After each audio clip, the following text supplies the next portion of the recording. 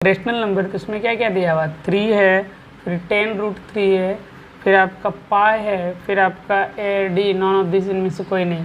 तो देखो ये रेशनल नंबर क्या होता है जिसको p बाई क्यू के फॉर्मेट में लिख सकते हो, where p and q both are integer, जब दोनों क्या हो इंटीजर पूर्णांक हो। तो यहाँ 3 है तो 3/1 लिखेंगे, कुछ नहीं तो 3/1। तो ये रेशनल नंबर को रेशनल नंबर है, ये परिमेय संख्या इसको बोल सकते हैं। ये 10√3, ये 10 है रेशनल है लेकिन √3 रेशनल इंटू ई रेशनल, तो ये ई रेशनल नंबर हो जाएगा। तो ये रेशनल नहीं है। ये पाई हमको ये मालूम है कि पाई ई रेशनल नंबर है, याद रखना ये अपरिमेय संख्या है, अपरिमेय संख्या R D non of this. तो हमको इसमें से पूछ रहा है निम्नलिखित में कौन सा परिमेय संख्या है, कौन सा रेशनल नंबर है, तो राइट आंसर विल बी ए, 1 का ए होगा। क्वेश्चन नंबर 2 बोलता है दो परिमेय संख्याओं का गुणनफल हमेशा निम्न में क्या होता है, the product of 2 rational number, 2 rational number 2 परिमेय संख्या का। जैसे देखो 2 परिमेय संख्या है, 4 परिमेय संख्या है, दोनों का प्रोडक्ट 4 2 जा 8, ये भी एक रेशनल नंबर है। तो कोई भी 2 परिमेय संख्या का जो आपका प्रोडक्ट होगा, गुणनफल जो होगा वो हमेशा एक क्या हो जाएगा, एक परिमेय संख्या होगा। जैसे ये 5 है इंटू 4, तो 5 भी एक रेशनल नंबर है, परिमेय संख्या, 4 भी एक रेशनल नंबर है, परिमेय संख्या, 5 4 जा 20, 20 एक रेशनल नंबर है। तो 2 परिमेय संख्या का 2 परिमेय संख्या का जो ये आएगा आपका जो प्रोडक्ट आएगा, जो गुणनफल आएगा वो हमेशा परिमेय संख्या आएगा। तो right answer will be B, 2 का बी नंबर से ही होगा। क्वेश्चन नंबर 3, जीरो किस प्रकार की संख्या है। Zero what is zero, zero एक रेशनल नंबर है, जीरो को हम लोग एक रेशनल नंबर बोल सकते हैं। जीरो एक रेशनल नंबर है, एक परिमेय संख्या है। क्या है ये, परिमेय संख्या। क्यों जीरो एक परिमेय संख्या है, देखो इधर 0/1 हम लिख सकते हैं। देखो तो इसको p बाई क्यू के फॉर्मेट में, देखो तो p बाई क्यू के फॉर्मेट में इसका स्ट्रक्चर p बाई क्यू होता है रेशनल नंबर का, where p and q both are integer. देखो p 0 एक इंटीजर है, हाँ 0 कौन सा इंटीजर है, पॉजिटिव निगेटिव ये हमको नहीं पूछ रहा, इंटीजर होना चाहिए। तो 0 एक इंटीजर है ना, और 1 भी एक इंटीजर है, तो इसलिए 0 हम लोग इसको क्या बोल सकते हैं, 0 एक रेशनल नंबर है, परिमेय संख्या। क्वेश्चन नंबर 4, प्रत्येक परिमेय संख्या एवरी रेशनल नंबर। यहाँ पर देखो अच्छा तो समझना, क्वेश्चन नंबर 4 प्रत्येक एवरी रेशनल नंबर, प्रत्येक परिमेय संख्या बोल रहा एक पूर्ण संख्या होल नंबर होगा। तो देखो तो सपोज करो ये 4/5 देखो एक 4/5 ये मेरा एक रेशनल नंबर है, परिमेय संख्या है। देखो फॉर एग्जांपल में रेशनल नंबर है, लेकिन ये टोटल एक होल तो नंबर नहीं ना है, होल नंबर नहीं है, क्योंकि जब इसको डिवाइड करोगे तो 0.8 आएगा, ये होल नंबर नहीं है, डेसिमल में है, तो यानी पूर्ण संख्या नहीं है। तो पहला ये रेशनल है लेकिन होल नंबर नहीं है। यार क्या बोल रहा है कि प्रत्येक परिमेय संख्या एक पूर्ण संख्या का मतलब एक पूर्ण संख्या एक होल नंबर होगा, तो ये गलत बात है, ये नहीं होगा। रेशनल यही रेशनल देखो एग्जांपल, एवरी रेशनल मेरा वो होल नंबर है। हाँ अगर 4 रहता 4 तो ये मेरा रेशनल है, और एक रेशनल नंबर भी है, होल नंबर भी है, लेकिन मैं लगा दिया प्रत्येक एवरी, तो एवरी नहीं है। आप एग्जांपल देखो 4/5 ये एक रेशनल है लेकिन क्या होल नंबर नहीं है, इसीलिए पहला रॉन्ग है। और सेकंड नंबर में क्या प्राकृतिक संख्या, यानी एवरी रेशनल नंबर एक प्राकृतिक संख्या पर एवरी रेशनल नंबर, ये भी रॉन्ग है। देखो जो फॉर एग्जांपल सेम एग्जांपल को आप देखो 4/5 एक ये रेशनल नंबर है, ये एक रेशनल नंबर परिमेय संख्या है, बट क्या है ना कि ये आपका नेचुरल नंबर नहीं है। नेचुरल नंबर तो काउंटिंग नंबर होता है 1 से, प्राकृतिक संख्या 1 2 3, तो इसलिए ये भी सेकंड ऑप्शन भी गलत है। ऑप्शन नंबर सी है अपरिमेय संख्या। अपरिमेय संख्या रहे आप परिमेय अपरिमेय कैसे हो सकता है। नंबर डी वास्तविक रियल नंबर, ये सही है वास्तविक संख्या, क्योंकि देखो कोई भी है, चाहे 4/5 ले लो, 4 ले लो, 0 ले लो, ये कुछ भी है, -4/2 ले लो, ये देखो ये 4/5 भी एक रेशनल नंबर है, रियल नंबर भी, रियल नंबर तो है ही ना, 4 मेरा एक रेशनल नंबर है। तो अगर कोई भी रेशनल नंबर है, कोई भी रेशनल नंबर है, इनफैक्ट रेशनल क्या इरेशनल भी, सब वो रियल नंबर में आता है, चाहे रेशनल हो इरेशनल नंबर। तो every rational number is a real number, आप इसको बोल सकते हो। तो right answer will be option number D. Question number 5 है 3 और 4 के बीच निम्न में से कौन सी परिमेय संख्या है। 3 और 4 के बीच, 3 और 4 के बीच कौन सा जो है रेशनल एक परिमेय संख्या, कौन सी परिमेय संख्या है। तो 3 और 4 को दोनों को 8 कर लो, 3 + 4, और इसको 2 से डिवाइड कर दो, 3 4 7/2, 7/2 3.5, यानी ये इसके अप्रॉक्स में देखो 3, ये एक मेथड्स होता है कि दोनों को 8 कर लो, 2 से डिवाइड करते हो, तो दोनों के बीच का डिफरेंस अब 3 और 4 के बीच हमको लेना है। तो यहाँ पर देखते हैं क्या दिया है, 2π दिया था, 2π ये नहीं होगा। सेकंड नंबर 10/3 दिया है, यानी 3.33, ये देखो 3.33, ये 3 और 4 के बीच लाई कर रहा है। ऑप्शन नंबर सी है 15/7, 15/7, 7 2 जा 14, 2 पॉइंट समथिंग आएगा, तो ये तो 3 और 4 के बीच लाई नहीं कर रहा, तो ये भी नहीं आएगा। ऑप्शन नंबर डी है 11/4, 11/4 से डिवाइड कर दो, 4 2 जाए 2 पॉइंट समथिंग आ रहा है, ये भी नहीं है। तो right answer will be option number B.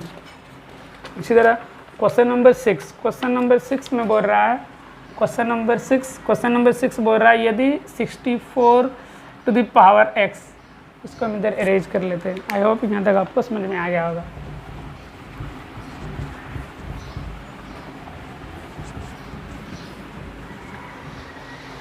Question number 6 आप देखो, क्वेश्चन नंबर 6 में दिया है क्या कि 64 to the power x is equal to 8, then find the value of x का वैल्यू निकालना है। इट्स वेरी इजी, आप इसको कर सकते हो। देखो जब भी ये एक्सपोनेंट, जब भी आपका नहीं ये पावर में जो अगर वैल्यू निकालने रहेगा तो अरे ये इक्वेशन दिया रहेगा तो हमको दोनों में बेस को सेम करना, तभी ये मेरा पावर यहाँ पर भी कोई पावर के फॉर्मेट में आएगा, तब दोनों का जब पावर सेम हो जाएगा तो हम x निकाल सकते हैं। ओके तो यहाँ पर मेरा 64 है तो 64 को हम लिख सकते हैं। देखो 64 है तो इधर करते हैं 64 है तो 64 को हम लिख सकते हैं, आप 8 का स्क्वायर के फॉर्मेट में लिख सकते हो। 8 8 जा 64 यानी 64 can be written as 8 × 8 that means 8 square. तो 64 को आप लिख सकते हैं 8 square to the power x is equal to 8।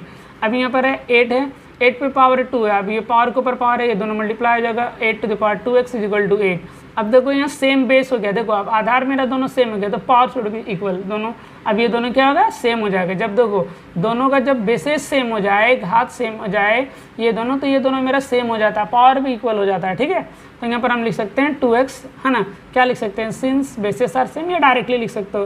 That imply जब ये दोनों सेम है तो ये दोनों भी, that means 2x is equal to, यहाँ कुछ नहीं, इसका पावर तो कितना 1 है, 2x is equal to 1, that imply x is equal to क्या जाएगा 1/2। तो right answer will be 1/2। Option number है आपका, ऑप्शन नंबर है ए। क्वेश्चन नंबर 7 में इनमें से कौन एक चर वाला बहुपद है, polynomial in a one variable, है ना।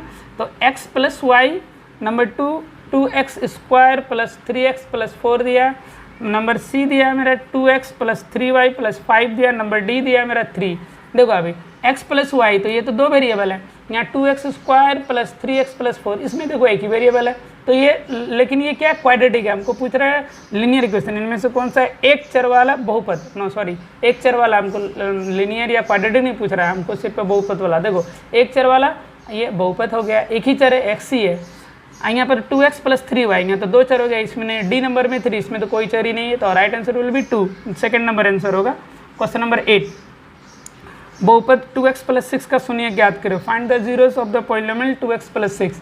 तो देखो 2x प्लस 6 का हमको जीरोस निकालना है, तो सबसे पहले क्या कर दो, 2x प्लस 8 जिस पॉलिनोमियल दिया उसको पहले इक्वेशन बना दो, इज इक्वल टू 0 कर दो, फिर 2x is equal two plus 6 उस पार जाएगा तो -6 हो जाएगा, दैट इम्प्लाई 2x, यहाँ पर आप x निकाल दो, x is equal to that means -6/2, 2 3 जा 6, 2 3 जा 6, तो right answer will be x is equal to कितना हो जाएगा -3। ऑप्शन है आपका क्वेश्चन नंबर 8 का ऑप्शन नंबर बी -3। ओके इसके बाद क्वेश्चन नंबर 9, क्वेश्चन नंबर 9 में क्या बोल रहा है कि x to the power 4 minus 3x to the power 2 minus 5 का घात ज्ञात कीजिए, that means degree of polynomial निकालना है। देखो घात क्या होता है, किसी भी बहुपद में जो वेरिएबल है, जो तुम्हारा चर है, चर में जो मैक्सिमम पावर होगा, मैक्सिमम डिग्री होगा, मैक्सिमम जो घात होगा उसी को बहुपद का घात बोला जाता है। तो इसमें x पर पावर 4 है, x पर पावर 2 है, यहाँ पर कुछ नहीं है तो x पर पावर 0 है, तो मैक्सिमम कितना है x पर पावर 4, तो यहाँ पर बहुपद का जो घात होगा, बहुपद का जो घात होगा मेरा वो कितना हो जाएगा 4 होगा, कितना होगा 4। क्वेश्चन नंबर 10, तो ऑप्शन जो इसमें right answer will be D. Question number 10 में बोलता है यदि polynomial px is equal to x-1 है तो मेरा हमको p0 निकालना है। वेरी इजी p0 निकालना है, दैट मीन्स देखो ये पॉलिनोमियल है x, ये जो फंक्शन है ये x का फंक्शन है, मतलब x के जगह x को चेंज करो तो इसका पॉलिनोमियल का पूरा वैल्यू चेंज हो रहा है, x के जगह 0 रख दो तो कोई बात नहीं, पुट कर दो, p0 निकालना तो इसका जगह 0 माइनस 1 क्या जाएगा -1, तो p0 का वैल्यू कितना जाएगा -1, right answer will be option number C. Next question number 11, यदि 2x cube minus 5x square minus x plus 3 में x स्क्वायर का गुणांक में x स्क्वायर का क्या करना गुणांक, x स्क्वायर का गुणांक मैं दे दें कोएफिशिएंट ऑफ x स्क्वायर, तो x स्क्वायर का गुणांक, तो x स्क्वायर के साथ कौन मल्टीपुल में है, देखो एक्स स्क्वायर का गुणांक -5 होगा, तो राइट आंसर विल भी क्या हो जाएगा -5। एक्स स्क्वायर के साथ जो नंबर जो मल्टीप्लाई में होता है उसी को उसका गुणांक बोला जाता है। ठीक है, दो तरह का कोफिशिएंट होता है, लिटरल कोफिशिएंट या डायरेक्टली आप कोफिशिएंट बोल सकते हो। तो कोफिशिएंट अगर हमको मांग रहा, गुणांक मांग रहा, तो एक्स स्क्वायर के साथ कितना -5। सो right answer will be -5, option number B. Question number 12 है, यदि मेरा दिया x⁻31 + 1 है तो x - 1 से विभाजित किया जाता है, तो शेषफल ज्ञात कीजिए। ओ x - 1 से आप इसको डिवाइड कर रहे हैं, x - x जब इसको अगर डिवाइड कर रहे हैं तो शेषफल रिमाइंडर वुड बी व्हाट, है ना, when a polynomial x⁻31 + 1 is divided by x - 1 then we have to find remainder by using remainder theorem, remainder शेषफल थ्योरम का यूज करते हुए। तो बहुत ईजी है, कोई बात नहीं। शेषफल थ्योरम क्या है? शेषफल थ्योरम बोलता है कि अगर एक पॉलिनोमियल को दूसरे ऐसे एक लीनियर पॉलिनोमियल या लीनियर से ज़्यादा पावर वाला पॉलिनोमियल से अगर हम इसको डिवाइड कर रहे हैं तो रिमाइंडर जो होगा वो क्या होगा, इसको जब आप इस पर डिवाइड कर रहे हैं तो इसका जो रियल नंबर है उस रियल नंबर को सिर्फ इसमें पुट कर दो, इसके रियल नंबर को क्या कर दो, इसमें पुट कर दो, आपका जो आएगा वो रिमाइंडर दे देगा विदाउट लॉन्ग डिवीजन। आप रिमाइंडर थ्योरम से डायरेक्टली निकाल सकते हो। देखो कैसे हम बोल रहे हैं, जैसे इससे इसको डिवाइड करना इस पॉलिनोमियल से, तो इसको पहले x - 1 = 0, तो इसका आप जीरोज निकाल दो, तो x = क्या आ गया 1, तो x = 1 हो गया। अब इसको क्या कर दो, इसमें पुट कर दो, जिससे डिवाइड कर, जिसको जो डिविडेंड है, जिसको जो हिंदी में जिसको आप भाज्य बोलते हो, जिसको डिवाइड करना है, इसको डिवाइड करना है, तो आप इसमें ये पुट कर दो। तो देखो पॉलिनोमियल px मेरा कितना है, x⁻31 + 1, सो px की जगह 1 डालो, x है 1, 1⁻31 + 1, तो 1⁻31 1 होगा, प्लस 1, 1 जब 1 + 1 2, सो राइट आंसर विल भी आप देखो 2 होगा, option number D, option number D. तो इस तरह क्वेश्चन नंबर 12 तक आपका हो गया। नेक्स्ट क्वेश्चन है,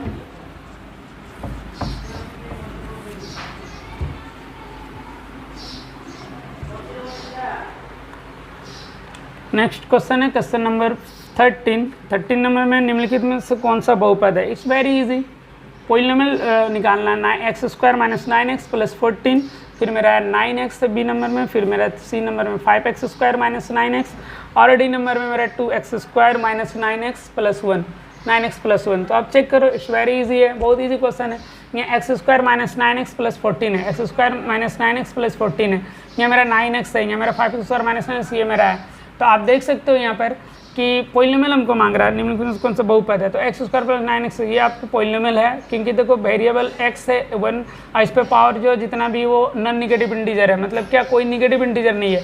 ये 9x, ये 9x, निम्नलिखित में कौन सा बहुपद, द्विपदी बहुपद, ओ सॉरी बाइनोमियल, हमको पॉलिनोमियल निकालना दो पद वाला, तो इसमें देखो 1 2 3 3 पद वाला आ गया, ये तो एक पदी हो गया, इसमें देखो 5x² - 9x ये एक पदी हो गया, इसमें देखो 3 पदी हो गया, तो राइट आंसर विल भी क्या हो जाएगा बी नंबर पे, हमको द्विपदी बाइनोमियल हम निकालना बोल रहा है।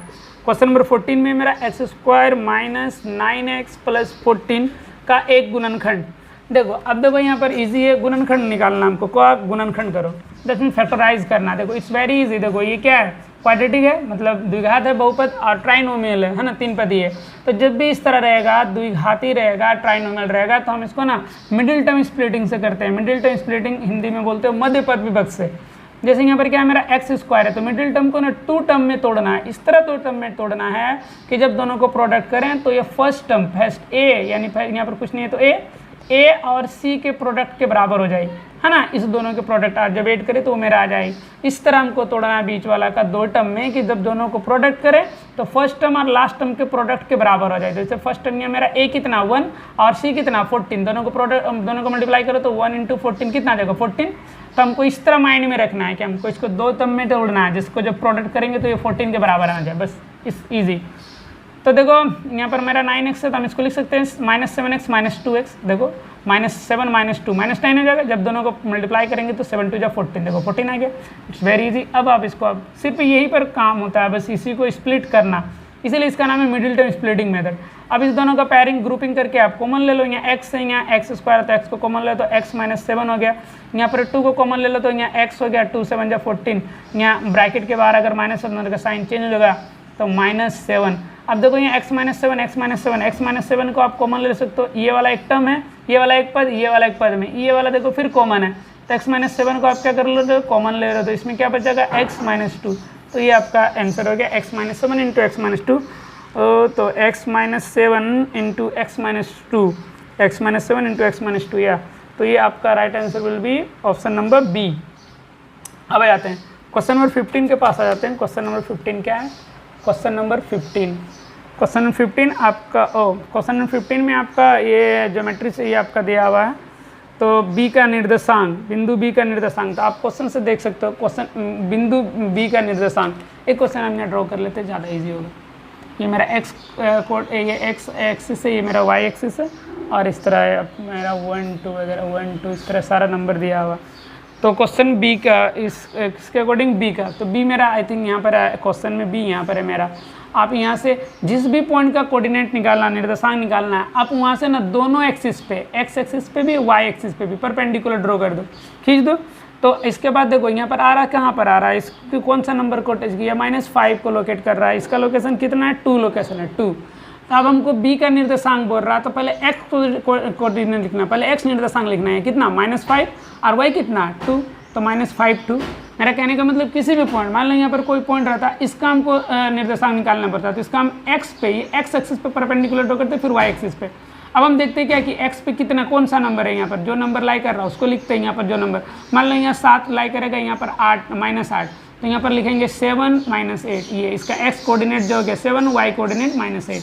ओके, तो बी का मांग रहा है तो -5 2, तो 15 का -5 2 ऑप्शन नंबर सी। फिर इसी तरह क्वेश्चन नंबर 16 में बोल रहा -3 और 5 द्वारा पहचाना गया बिंदु। -3 और 5, देखो -3 और 5, तो देखो एक्स कोऑर्डिनेट में माइनस है, वाई कोऑर्डिनेट भी, यानी हमको क्या चेक करना, -3 और -5, तो -3 यानी एक्स भी माइनस यहाँ और वाई भी माइनस नहीं है, मतलब थर्ड कोऑर्डिनेट में कोई पॉइंट होगा तो चेक करते हैं। -3 -5, ई देख लो आप, ई के पास जब आओगे तो ई में देखो -3 एक्स कोऑर्डिनेट देखो, -3 वाई कोऑर्डिनेट कितना, -5, तो क्या बिंदु होगा उस पॉइंट, ई होगा। आराम से आप देख सकते हो, ये बहुत इजी क्वेश्चन है।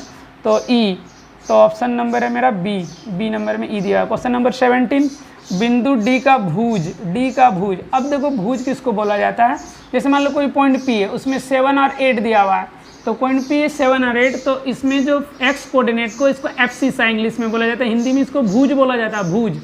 और वाई कोऑर्डिनेट को इसको बोला जाता है कोटि, हिंदी में कोटि बोला जाता है, कोटि, इसे ना एक्स कोऑर्डिनेट को भुज बोला जाता है, इंग्लिश में इसको एब्सिसा बोला जाता है, और वाई कोऑर्डिनेट को ऑर्डिनेट बोला जाता है, अदर नेम। उसी तरह यहाँ पर इसका एक्स निर्देशांक को भुज बोला जाता है और वाई निर्देशांक को क्या बोला जाता है, कोटि बोला जाता है। तो बोलता है डी, बिंदु डी का भुज निकालना है। तो सबसे पहले बिंदु डी को पहचानो, किधर है बिंदु डी, इधर है डी, इस पोजिशन पे डी। तो डी पे आप एक्स कोऑर्डिनेट पे कर दो, वाई कोऑर्डिनेट पे कर दो। तो एक्स कोऑर्डिनेट में कितना है मेरा 6, और वाई कोऑर्डिनेट पे मेरा कितना है, वाई कोऑर्डिनेट में मेरा कितना है 2 है, तो 6 और 2, तो यहाँ पर 6 है और 2 है, तो उसका एक्स भुज हमको पूछ रहा है, तो क्या होगा 6 वाला होगा। इसीलिए डी का जो भुज होगा मेरा, भुज वो मेरा कितना हो जाएगा 6 हो जाएगा, ठीक है। बिंदु डी का हमको क्या मांग रहा है कि भुज क्या होगा, तो 6, तो option number A, option number A. Question number 18, फिर बिंदु एच की कोटि, तो एच का फिर निकालना है, तो आप एच के पास आ जाओ। एच पॉइंट में क्या क्या दिया हुआ आप देखो, एच में एक्स कोऑर्डिनेट में कितना है, एच कोऑर्डिनेट पे -5 है, और उसका वाई कोऑर्डिनेट कितना -3 है, -3 आपके क्वेश्चन के अकॉर्डिंग -5 और -3, तो उसका हमको कोटि निकालना पड़ रहा था। एक्स कोऑर्डिनेट को भुज बोला जाता है, यानी वाई कोऑर्डिनेट -3, तो एच का जो कोटि होगा वो कितना आ जाएगा -3। So right answer will be option number B. उसी तरह क्वेश्चन नंबर 19, एम का निर्देशांक, बिंदु एम का निर्देशांक, फिर बिंदु एम ढूंढो। बिंदु एम किधर है, यहाँ पर पड़ा हुआ, इधर है एम। तो एम में आप जब आओगे तो आपका एक्स कोऑर्डिनेट ढूंढो, तो एक्स में कितना -3 है, -3, और वाई उसका एम यहाँ पर है ना, एम यहाँ पर है। तो देखो ऑन द, देखो यहाँ पर ऑन द वाई एक्सिस पे ही है, तो वाई एक्सिस पे ही है, तो इसका एक्स निर्देशांक कितना है, यहाँ से -3, और वाई निर्देशांक कुछ नहीं, तो 0, यानी -3 और 0, -3 और 0। फिर क्वेश्चन नंबर -3 और 0, सो ऑप्शन नंबर बी हो जाएगा। ये 19 का ऑप्शन नंबर बी होगा। क्वेश्चन नंबर 20, एक्स अक्ष और वाई अक्ष को कटने पर बिंदु को क्या कहते हैं, देखो ये एक्स एक्सिस और ये वाई एक्सिस, ये दोनों जो अगर कट करेगा तो जिस पॉइंट को, पॉइंट ऑफ इंटरसेक्शन, ये पॉइंट को बोला जाता है ओरिजिन, हिंदी में बोला जाता है मूल बिंदु। तो बोलता है उसको क्या बोला जाता है, एक्स अक्ष पर तो मूल बिंदु, उसको क्या कहते हैं, मूल बिंदु, option number D. So right answer will be D. अब नेक्स्ट 20 क्वेश्चन 20, रैखिक समीकरण लीनियर इक्वेशन इतना का एक हल है, तो के का वैल्यू निकालना है। It's very easy. ये दिया है 2 0 जो है एक लीनियर इक्वेशन जो मेरा है 2x + 3y is equal to कितना दिया, इज इक्वल टू के का एक हल है, तो के का वैल्यू निकालना है। किसका वैल्यू निकालना है, के का।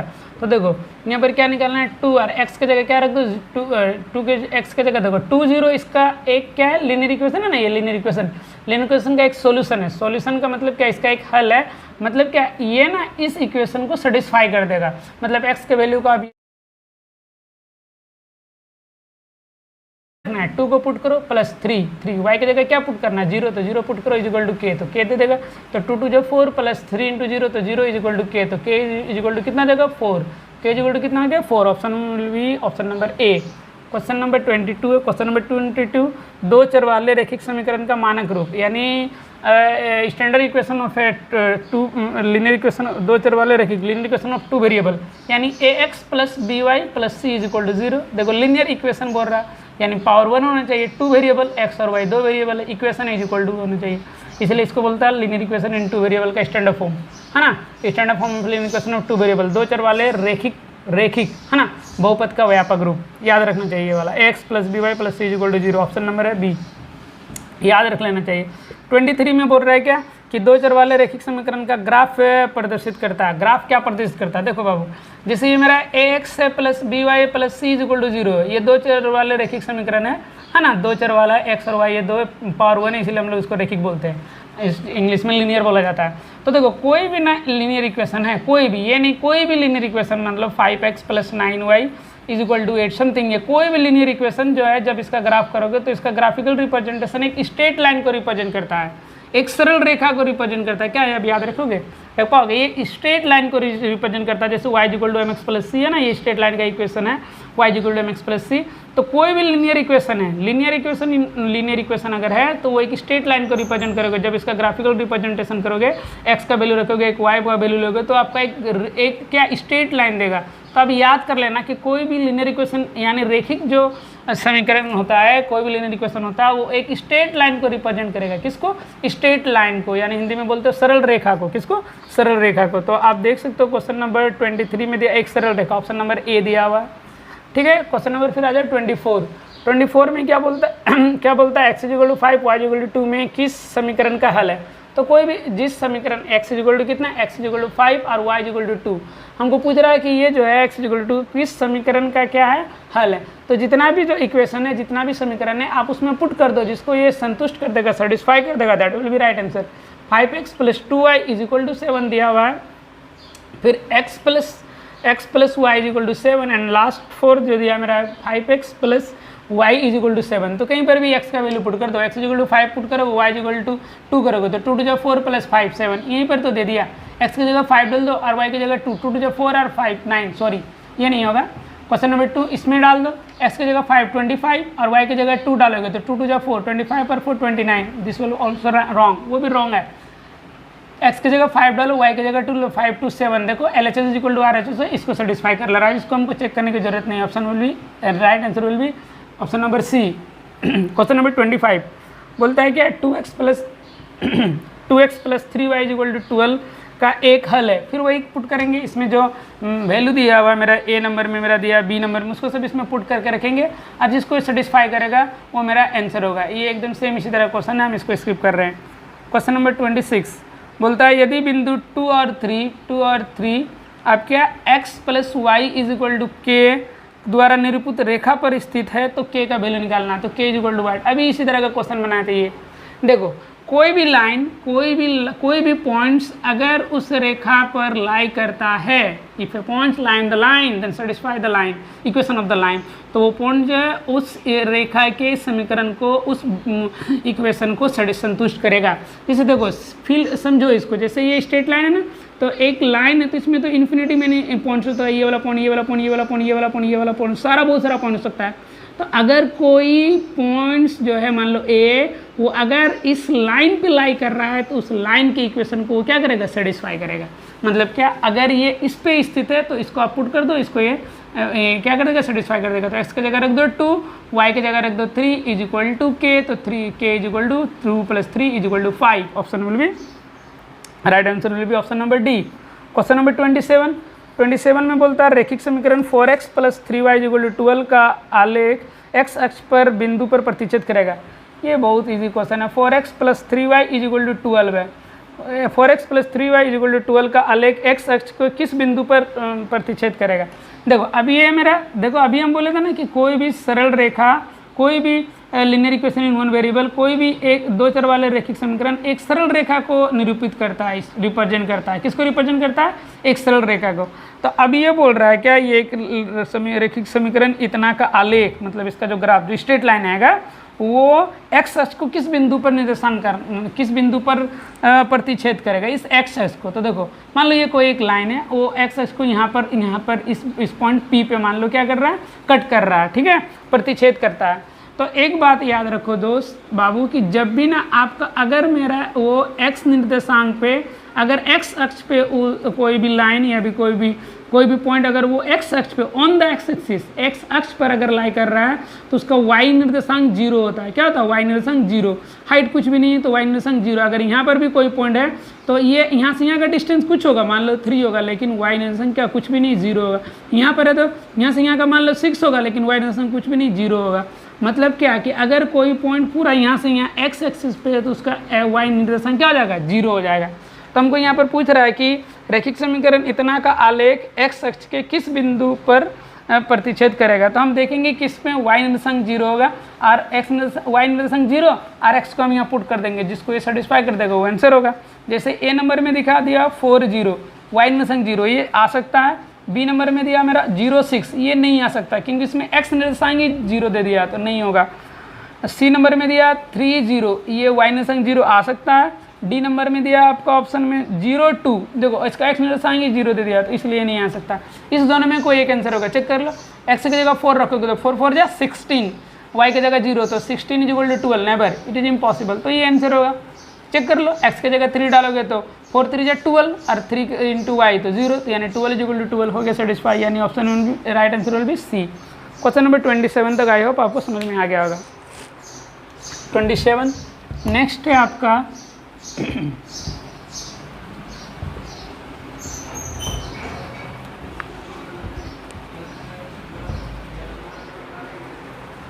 नेक्स्ट क्वेश्चन है आपका 28। बोलता है क्या कि ए 60 का, क्या बोलता है, 60 का पूरक है ना, कॉम्प्लीमेंट्री है ना 60 का जो है आपका 60 डिग्री का क्या है, पूरक कौन कौन सा का पूरक, यानी दोनों को मिलकर 90 प्रूव करना है। तो 60 का कितना आ जाएगा, 30 पूरक होगा, ये से ना, तो यानी right answer will be A. Question number फिर मेरा 29 है। बोलता वो कौन जो 90 डिग्री से अधिक और 180 डिग्री से कम हो, क्या कहलाता, उसको बोलते हैं optic angle, right angle sorry अधिक कौन बोला जाता है। वो कौन जो 90 से अधिक, देखो ना, जो 90 से अधिक हो यानी जिसका मेजरमेंट 90 और 180 के बीच में हो, ये से ना, हम उसको क्या बोलते हैं, हम उसको बोलते हैं, क्या बोलते हैं, अधिक कोण बोलते हैं। क्या बोलते हैं, अधिक कोण, है ना, अधिक कोण 90 डिग्री से ज़्यादा और 180 के कम, इस दोनों के बीच में लाई करने वाला को बोलते हैं हम लोग अधिक कोण। Option number C. Question number 30 आपका उस कोण की माप जो अपने पूरक कोण के आधे से 30 डिग्री अधिक हो, 30 डिग्री अधिक हो, उस कोण का माप जो अपने पूरक से, मान लो एक कोण x है मान रहे, तो उसका पूरक क्या होगा, यानी 90 दोनों मिलकर 90 पूरेंगे, हम उसको बोलेंगे क्या बोला जाता है, पूरक कोण। तो x है तो इसका पूरक क्या हो जाएगा, 90 - x हो गया। तो बोलता उस कोण का माप ज्ञात करो जो अपने पूरक कोण के, जो अपने पूरक कोण कितना 90 - x, अपने पूरक कोण के आधे से, आधे यानी हाफ, आधे से कितना, आधे से 30 अधिक हो, ये 30 अधिक है तो बराबर कब होगा, इधर भी 30 जोड़ दो, ये हमको निकालना है, इट्स वेरी इजी, निकाल दो, इसको इधर कर दो तो 2 × x 2x हो जाएगा। और सॉरी इधर x है तो पहले हम इसको एलसीएम लेंगे ना, तो 2 करोगे तो 2, तो इधर मेरा 90 - x है और 32 जा 60 तो इधर 2 इधर आ जाएगा तो बन जाएगा 2x = मेरा कितना इधर है 90 - x और प्लस 60, हम इधर सॉल्व कर सकते हैं। इधर मेरा 2x इधर आएगा ना, x माइनस इस पर आ जाएगा तो 2x + 1 कितना जाएगा 3x = इधर मेरा 90 और 60 150 हो गया, 150 दैट इम्प्लाई x = कितना जाएगा 150/3, 3 5 जा 15, 50 डिग्री, दैट मीन्स x = कितना आ गया 50, यानी 50 आंसर होगा। ऑप्शन नंबर मेरा हो जाएगा ऑप्शन नंबर डी। आप चेक कर सकते हो, देखो ये कितना है 50, इसका पूरक कितना हो जाएगा 40, तब ना 90 बोलेगा, इसको पूरक क्या हुआ 40, इसका आधा देखो तो 40 का आधा कितना हाफ बोल रहा, तो आधा तो यानी 20, इससे 30 ज़्यादा देखो तो 20 में 30 ज़्यादा दोगे तो 50 आ गया ना, यही है ना, तो ये राइट आंसर विल भी कितना होगा डी। तो क्वेश्चन नंबर फिर 30 के बाद है क्वेश्चन नंबर 31। क्या बोलता है, नीचे दी गई आकृति में इन फिगर, ये क्वेश्चन भी इजी क्वेश्चन है, 6 चैप्टर से ये क्वेश्चन है आई थिंक। इधर है मेरा ये दिया मेरा ए, फिर इधर दिया मेरा सी, इधर दिया मेरा आपका इधर है बी, इधर दिया मेरा ई, और इधर का दिया हुआ डी। तो यहाँ पर आपको ओ है, फिर यहाँ से आपको बोल रहा है क्या दिया हुआ गिवन क्वेश्चन में, एंगल ए ओ सी, ये वाला angle A O C plus angle B O E plus angle B O E plus angle B O E plus angle B O E is equal to कितना दिया, is equal to 70 degree. A O C plus B O E, where is B O E, ये B है, B O E, ये दोनों मिलके कितना दिया 70। Then question telling us find out angle C O E, we have to find angle C O E, हमको C O E angle निकालना है, सी ओ ई ये वाला एंगल। देखो यहाँ पर सी ओ ई दिया, जो बच्चा क्लास में बनाया होगा ये क्वेश्चन क्लास चैप्टर 6 का क्वेश्चन है, जब बच्चा इसको बनाया होगा तो वहाँ पर सी ओ ई यहाँ मांग रहा ना, सी ओ ई यहाँ पर मांग रहा था रिफ्लेक्स एंगल सी ओ ई मांग रहा था, इसीलिए हमने इसको मांग रहा था क्वेश्चन में, है ना। तो याद रखना हम वो बुक में, और अभी हमको यहाँ कुछ नहीं दिया, सिर्फ डायरेक्टली बोल रहा सी ओ ई, हमको मतलब ये वाला एंगल मांग रहा है, ये छोटा वाला एंगल, ठीक है ना, सी ओ ई मांग रहा है ना, सी ओ ई मांग रहा है। तो बहुत इट्स वेरी इजी है, ये एंगल ये तीनों मिलके देखो, कोई भी एक लाइन रहता है, लाइन के एक तरफ का एंगल 180 होता है, जिसको हम लोग स्ट्रेट एंगल बोलते हैं। क्या बोलते हैं, स्ट्रेट एंगल बोल सकते हैं। तो हम लिख सकते हैं क्या कि angle A O C plus angle B O E और plus angle C O E is equal to 180 degree. Reason straight angle, Hindi में लिखोगे आप, सॉरी रिजू कौन, क्या बोलोगे, रिजू कौन। तो एंगल ए सी और बी ओ सी इसको हम लोग लिख सकते हैं 70 plus angle C O E is equal to 180 degree, that imply angle C O E is equal to 180 minus 70, that will give 110 degree. तो 110 डिग्री राइट आंसर विल भी हो जाएगा आपका option number B, 110। Question number 32 है। 32 में आपका इस तरह का है, ये आपका लाइंस है, आपका कितना लाइन है, नीचे दी गई आकृति में A B parallel to C D, ये मेरा ए बी है, फिर मेरा अनदर है सी डी है, फिर मेरा अनदर है आपका ए बी है, और सॉरी हम देखे नहीं था अच्छे से, ए बी और सी डी है, ये सी डी है, ठीक है, सी डी है, A B parallel to C D, ये दोनों पैरेलल है, A B parallel to C D है। इधर से एक लाइन आ रहा है जो इसको ट्रांसवर्सल लाइन, जिसको आप लोग बोलते हैं हिंदी में तिर्यक रेखा, ये मेरा 50 डिग्री है, ये मेरा एक्स है, और इधर मेरा 130 डिग्री है, और ये मेरा y है। तो बोल रहा find the value of x plus Y के वैल्यू निकालना है। देखो इट्स वेरी इजी है, ये मेरा 130 डिग्री है, तो y भी 130, क्योंकि वर्टिकली अपोजिट शीर्षाभिमुख कोण, तो y भी 130 हो गया, और ये जब y 130 हो गया तो ये y 130, तो ये भी x भी 130 होगा, क्योंकि देखो A B parallel to C D, तो हम लोग पढ़े ना कि whenever two lines are parallel to each other, अगर जब दो रेखाएं एक दूसरे के पैरेलल हो and a transversal line intersect them, अगर एक कोई तिर्यक रेखा इस दोनों को प्रतिच्छेद करता है तो एकांतर अंतःकोण बराबर होता है आपस में, एकांतर alternate inter angles are equal, है ना, एकांतर अंतःकोण बराबर होता है, ये वाला एंगल बराबर होता है ये वाला एंगल, तो ये 130 है तो x भी हो जाएगा 130। तो हमको क्वेश्चन बोल रहा है x और y निकालने नहीं, x प्लस वाई निकालने बोल रहा है, तो x इज इक्वल टू 130 और y is equal to 130 that will give 260 degree, 260। तो option will be, the right answer will be where is option number D, option number D. तो I hope आपको समझ में आ रहा है। क्वेश्चन नंबर 22 तक complete हो गया, सॉरी 32 तक। नेक्स्ट क्वेश्चन है, पहले इसको हटा देते हैं।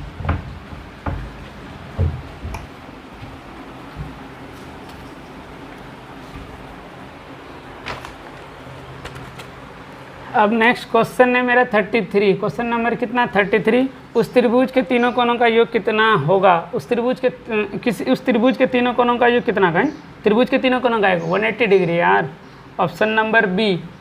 इसके बाद 34 है, हलवा क्वेश्चन है, किसी त्रिभुज में अधिक से अधिक कितने समकोण हो सकते हैं, चेक कर लेते हैं ना। देखो कोई भी त्रिभुज है, त्रिभुज में मैक्सिमम कितना है 180 डिग्री होगा, 180 डिग्री होगा, तो मान लो एक को 90 दे दिए, दूसरे को भी 90, सपोज करो, सपोज करने में क्या है 90 तो 180, दो ही एंगल में 180, तीसरा फिर कहाँ से होगा, तीसरा एंगल नहीं होगा, अगर तीसरा एंगल का एग्जिस्टेंस नहीं होगा फिर ट्रायंगल कहाँ से होगा। इसका मतलब समझ में आएगा कि जब भी होगा कोई भी ट्रायंगल, अगर मैक्सिमम ज़्यादा अगर एक एंगल होगा तो एक एंगल 90 डिग्री होगा, बाकी जो है दोनों को 90 से कम होगा। ओके, तो मैक्सिमम जो है 90 वाला एक ही एंगल हो सकता है, तभी ट्रायंगल का एग्जिस्टेंस है, तभी ट्रायंगल बन सकता है। तो बोलता है किसी त्रिभुज में अधिक से अधिक कितने समकोण हो सकते हैं, तो एक, ऑप्शन नंबर सी 1 हो सकता है। क्वेश्चन नंबर फिर 35, इफ़ ए बी बराबर, यदि ए बी बराबर है मेरा क्यू आर, ए बी बराबर क्या है क्यू आर, और बी सी, फिर क्या दिया ए बी बराबर क्यू आर, फिर मेरा दिया B C is equal to P R, और फिर क्या दिया C A is equal to P Q. तो बोल रहा है क्या है कि तो बताइए कि कौन सा ट्रायंगल। अच्छा ठीक है, यहाँ दिया triangle A B C congruent triangle P Q R, दूसरा ऑप्शन है। सब आंसर को ऑप्शन को देख लेते हैं, C B A congruent triangle P Q R, option number 3 है। Triangle B A C congruent triangle R P Q, और ऑप्शन नंबर डी है नॉन ऑफ दिस, उपयुक्त में कोई नहीं। तो ए बी का क्रॉसपॉन्डिंग साइड क्या है पी क्यू, यहाँ दिया ए बी का क्रॉसपॉन्डिंग क्या होना चाहिए क्यू आर, लेकिन यहाँ दिया मेरा पी क्यू, गलत है। दूसरा सी बी लिखा है, क्या लिखा है सी बी, यानी बी सी या सी बी। अच्छा सी बी, तो सी बी मेरे अकॉर्डिंग क्वेश्चन के अकॉर्डिंग सी बी का क्रॉसपॉन्डिंग एंड क्या होना चाहिए आर पी, देख लेते हैं। सी बी का क्रॉसपॉन्डिंग सी बी, यहाँ दिया पी क्यू, ये भी रॉन्ग है। फिर अगला क्या है बी ए का क्रॉसपॉन्डिंग यानी ए बी, तो ए बी या बी ए बोल रहे हो, बी ए, तो इसका क्रॉसपॉन्डिंग क्या है आर क्यू, यहाँ दिया पी आर, ये भी गलत है, तीनों गलत है भाई, non of this. Question number 36 है। क्वेश्चन नंबर 36 मेरा क्या दिया हुआ है कि निम्नलिखित में से कौन से त्रिभुज के सर्वांग समता की एक कसौटी नहीं है, देख लेते हैं। एस ए एस दिया हुआ, ए एस ए दिया हुआ, नंबर 3 एस एस ए दिया हुआ, नंबर 4 ट्रिपल एस दिया हुआ। देखो एस एस ये हो सकता है एक ट्रायंगल, दो ट्रायंगल में अगर दो साइड है ना, और दो साइड और बीच वाला एंगल इंटीरियर है ना, दोनों के बीच के इंटीरियर एंगल, दोनों के बीच का अंदर वाला कौन है ना, इंक्लूडिंग एंगल, ये वाला साइड और बीच वाला, तो एस एस ये पॉसिबल होता है, ए ए से होगा। दो एंगल और बीच वाला side included angle, double S A ये नेवर कभी जिंदगी में नहीं हो सकता है। एस एस ए दो साइड लगातार रहेगा, कोई एक कभी कोई ऐसा क्राइटेरिया नहीं है, दो साइड लगातार रहे और फिर बीच में ए आ जाए, यानी ऐसे कभी लिखोगे A S A never, is impossible, कभी नहीं हो सकता, ठीक है, नहीं हो सकता। ट्रिपल एस ये हो सकता है, एक ट्रायंगल के तीनों साइड दूसरे ट्रायंगल को तीनों साइड का अगर इक्वल हो जाए तो फिर दोनों ट्रायंगल कॉन्ग्रुएंट हो सकता है। तो इस तरह से ये ऑप्शन नंबर सी है, ये नहीं हो सकता। हमको पूछ रहा कौन कसौटी नहीं है, हमको नहीं वाला में चेक करना। क्वेश्चन नंबर 37 है, दो त्रिभुज सर्वांगसम होते हैं यदि इन त्रिभुजों के दो कोणों के युग्म बराबर हो तथा वो भुजा जिस पर दोनों कोण बने हो बराबर हो तो किस प्रकार के सर्वांगसम होंगे। इट्स वेरी इजी, देखो कितना इजी क्वेश्चन दिया है। दो त्रिभुज, मान लो ये ए बी सी दिया हुआ और एक त्रिभुज दिए पी क्यू आर दिया हुआ, ठीक है। बोलता है क्या, यदि इन दोनों त्रिभुज के दो कोणों के युग्म बराबर हो तथा वो भुजा जिस पर दोनों, मान लो ये वाला कोण इस कोण के बराबर, ये वाला कोण इस कोण के बराबर आ रहा है, ये वाला कोण इस कोण के बराबर आ रहा है, ये भुजा जिस पर ये दोनों कोण बनाए, ये वाला भुजा इस भुजा के बराबर, तो कौन सा क्राइटेरिया लग रहा है, कौन सा कसौटी लग रहा है। एंगल साइड एंगल यार, A S A angle side angle, A angle, option number A. Question number 38, समबाहु त्रिभुज में समबाहु इक्विलेटरल ट्रायंगल में ऑल एंगल्स आर 60 डिग्री, समबाहु त्रिभुज का प्रत्येक कोण कितना डिग्री होता है 60 डिग्री का, option number A. Question number 39 में क्या बोलता देख लेते हैं। 39 में बोलता है यदि एक त्रिभुज की तीनों भुजाएं दूसरे त्रिभुज के तीनों भुजा के बराबर हो तो ट्रिपल एस, अभी तो बोले थे S S S criteria, option number A. Question number 14, question number 40 ये लास्ट क्वेश्चन है, क्वेश्चन 40 हम इधर बना लेते हैं। क्वेश्चन नंबर 40, क्वेश्चन नंबर 14 में आपका ये दिया इस तरह, फिर इस तरह है, ये आपका क्वेश्चन नंबर 14 है। अभी क्वेश्चन नंबर 14 है, इधर है मेरा बी है, इधर है सी है, इधर है ओ, इधर है ए मेरा, इधर है डी, ठीक है। और ये इसको दिया, फिर ये दोनों एंगल ये परपेंडिकुलर है, मतलब लंब है। बोलता है आकृति में बी ओ सी और त्रिभुज ए और डी सर्वांग समता के किस नियम से सर्वांगसम होगा, चेक कर लेते हैं ना। देखो ये वाला एंगल इज इक्वल टू ये वाला एंगल, शीर्षाभिमुख दोनों त्रिभुज में एक एंगल इक्वल हो गया। ये वाला एंगल ओ बी सी बराबर एंगल ओ ए डी है ना, ये ओ बी सी यानी ये 90 है, ओ ए डी 90 है, यानी एंगल हो गया, फिर एंगल हो गया। देखो फिर ए डी, देखो यहाँ पर क्वेश्चन में नहीं दिया, लेकिन ये फिगर में, देखो फिगर में यहाँ पर क्वेश्चन में नहीं बोलते हैं कि B C is equal to A D, लेकिन यहाँ पर एक साइन दे दिया इक्वल का, B C is equal to A D, ये नहीं इक्वल है, यानी B C is equal to A D. तो क्या हुआ, एंगल साइड हो सकता है A angle side A S से हो सकता है, तो right answer will be A S, option number D. तो इस तरह हम ए टू जेड सारा क्वेश्चन आपको हम बना दिए हैं। आई होप आपको समझ में आ रहा होगा, और अगर नहीं समझ में आ रहा तो हमको पूछिए।